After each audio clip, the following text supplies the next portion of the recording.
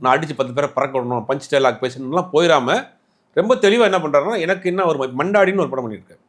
ஒரு மீனவர்களுடைய வாழ்வியலை சொல்லக்கூடிய படம். கண்டிப்பாக பார்த்தீங்கன்னா தாடி கட்டிலாம் வச்சு ஒரு மீன் பிடிக்க போகிற ஒரு மாதிரி இருக்காரு. அது நல்ல ஒரு மெசேஜ் உள்ள படம். வெற்றிமாறனுடைய உதவியாளர் பண்ணுறாரு. ஓகே. அந்த படத்தில் கரெக்டாக அவர் உட்கார்றாரு. அந்த கேரக்டருக்கு சூரிய உட்காந்துருப்பார். பார்த்தா உங்கள் மீனவன் மாதிரியே இருப்பார் பார்க்குறதுக்கு.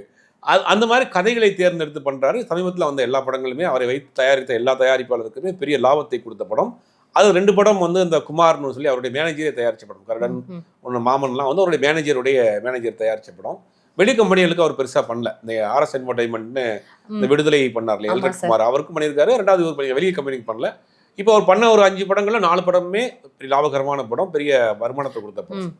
அப்போ அடுத்தடுத்து கதை சொல்ல வர்றவங்கள்ட்ட ஒரு சம்பளம் கேட்குறாரு. சூரி வந்து எனக்கு ஒரு நல்ல சம்பளம் கேட்குறாரு.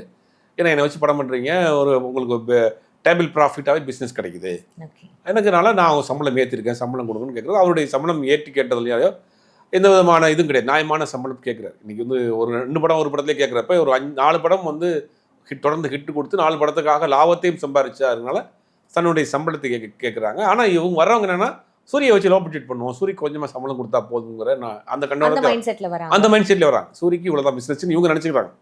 ஆனால் லாபம் பெருசாக கிடைக்குது. அப்போ என்ன சொல்கிறாங்கன்னா சூரி கேட்குற சம்பளத்தை அவங்களால கொடுக்க முடியல, அடுத்தடுத்த படம் கமிட் பண்ண முடியல.